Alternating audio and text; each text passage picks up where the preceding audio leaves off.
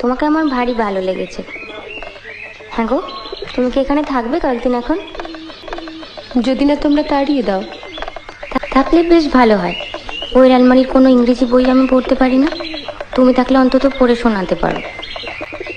আচ্ছা, এই যে বললে বিহারীবাবুর সঙ্গে তোমার বিয়ের কথা হয়েছিল, হ্যাঁ।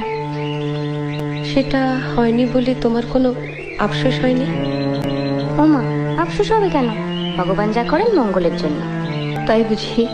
এই যে বছর না ঘুরতেই বিধবা হলাম, সেটাও মঙ্গলের জন্য? সত্যি। কেন যে অত ইংরেজি পড়তে গেলে তুমি? আবার ভাবো, তাহলে তো তুমি বরের কাছেই অন্য জায়গায় থাকতে, এখানে আসতেও না, আমাদের দেখাও হতো না। বা আমি এখানে থাকতাম, তুমি অন্য জায়গায় থাকতে। বা তা কেমন করে হবে? তোমার শাশুড়ি তোমার বরের সঙ্গে প্রথমে আমার সম্বন্ধ করেছিলেন, জানো? তাই বুঝি?